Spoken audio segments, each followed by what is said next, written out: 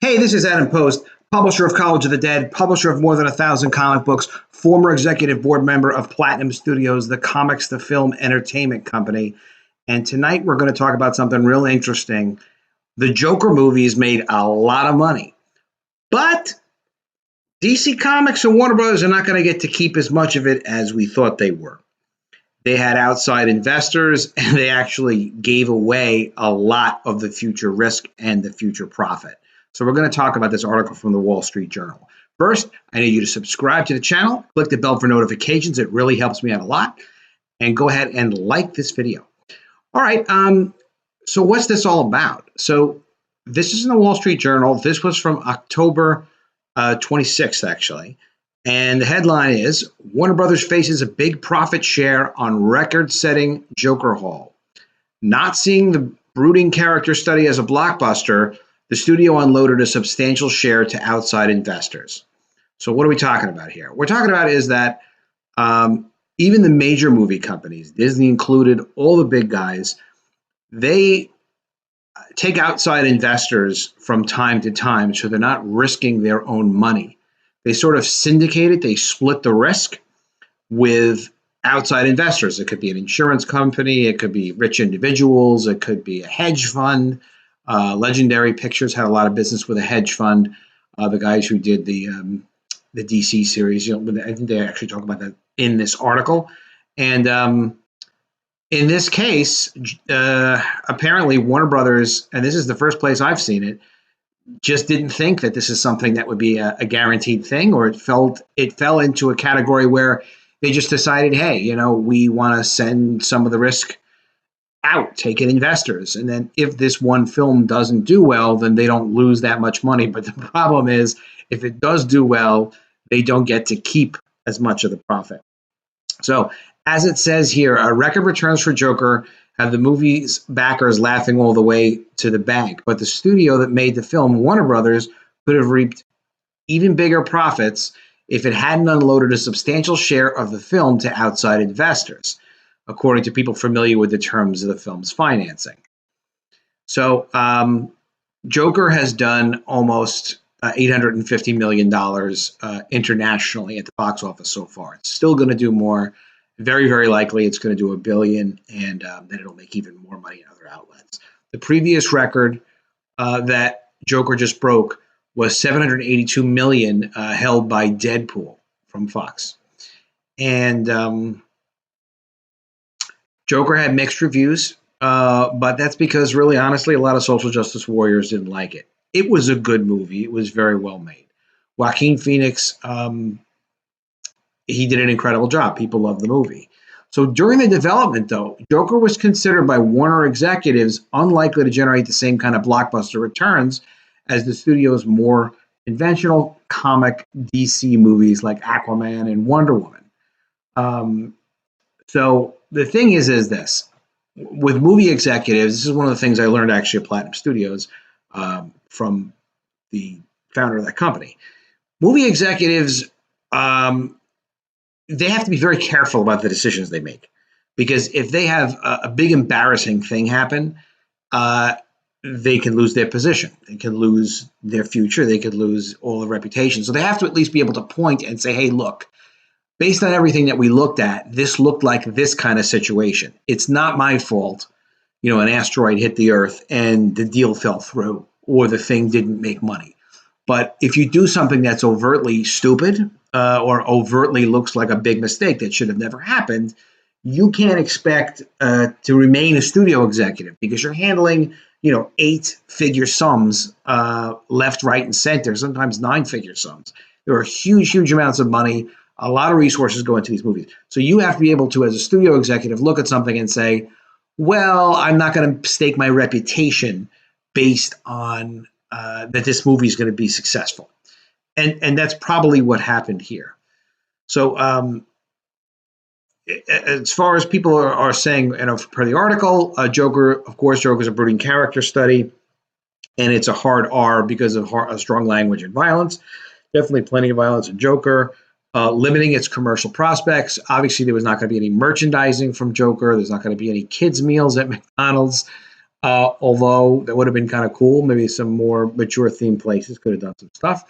But Joker was conceived also as a standalone film rather than something that was going to have sequels, spin-offs, crossovers, and not something part of the Marvel Cinematic Universe type format, or even as DC is doing. You have the characters appear in one film and then another film, and then they spin out the other ones. But apparently, Joker obviously has resonated across the world and is now really, really successful. So, as this person, Eric said, Eric Handler, I think Joker worked because people are fascinated with his character. The source material was great. Um, it was very interesting. And there's obviously a lot of other kinds of films kind of mashed together as this film, but it was unique in what it was. It's very possible they could have done this and it could have been a flop because it didn't get the right media attention, or they didn't market it properly. When we're going and seeing movies, we don't really see the marketing. It is around us, but we don't see like the marketing planning and strategy and all that behind it. It's very difficult to market films. They have to be marketed individually. When you have something with as much momentum as like the Marvel Universe, it has kind of its own momentum to it. There's still a lot of very clever marketing that takes place. But if you think about it, the way that Joker was presented and the way that it wound up in the media was very interesting. It caught our attention. It was something that everyone was talking about. That's a lot of publicity. That's a lot of free advertising. The Warner Brothers executives enlisted Bronze Studios and Village Roadshow Pictures as financial partners to help share the film's risk, each shouldering between 20 and 25% of its roughly $60 million production budget. I've seen numbers anywhere from $55 million up to $90 million on the production budget. It also depends how they want to account for those costs. But essentially 40 to 50% about of the movie. Marketing the film around the world costs more than $100 million. That's a lot of money. $100 million is not nothing, but it's appropriate for a movie like this, and it got tremendous distribution. Still not in China. It's probably not going to be in China, and still a huge financial success. The studio previously shared the profits on the Dark Knight Batman trilogy with Legendary Pictures, which helped finance the hit films. Legendary did. And after that, Warner Brothers committed to a strategy of accepting only limited outside financial backing on its most promising releases, such as DC Comics and Harry Potter titles. Now the outside backers on the Joker will stand to take home together between 40 and 50% of the film's profits, the person familiar with the financing deal said. Now, also the producers do very well. The guys the producers are title. When these things do well, usually if you got a hit actor, a really well-known quantity like Joaquin Phoenix, he's going to make a lot of money, but not in the way the Marvel projects are set up, because no one was expecting it to do this damn well. So the initially iffy financial outlook for the Joker helped director Todd Phillips and Joaquin Phoenix, the movie star, generate exactly what I just said, profit participation deals. That's back-end profits, according to another person familiar with the deal. Such bonus structures are increasingly uncommon on titles that studios are confident will generate significant returns. So a surprise hit means potentially tens of millions of dollars for the actor. All the way back in the 1980s, what the hell did they paid Jack Nicholson $50 million to do Batman. $50 million. He made more money than anyone else working on the film. The studio probably made more than he did, but $50 million for one role is a lot of money in the 80s. In the 19, it's a long time ago. All right, so Joker obviously follows the origin story of one of Batman's prime villains, and there was a lot of discussion of potential violence. There was no violence, and because people were freaking out about the violence of the movie and there was extra security at Joker screenings, it did make it more difficult to figure out, like, how is this movie actually going to do when it was released? Joker hasn't toppled every possible record yet. The Passion of the Christ, director Mel Gibson's bloody 2004 depiction of crucifixion, remains the highest-grossing R-rated film in the domestic market, with $370 million, according to Box Office Mojo, well ahead of Joker's $258 million. So, it hasn't broken every record. It's obviously done incredibly well. But who would have known? Who would have known that for a $60 million movie for a multi-billion-dollar company with incredible resources that they would sell the future profits of half of this movie. I guess they're going to start looking at that again, and they probably won't do a similar deal. This is inside people leaking stuff.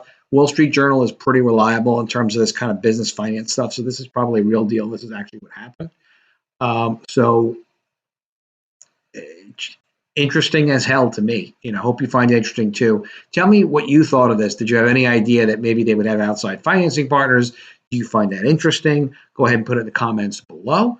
Again, remember to subscribe to the channel. Go ahead and click the bell for notifications. And this is my comic book series, College of the Dead. It's a zombie apocalypse graphic novel series.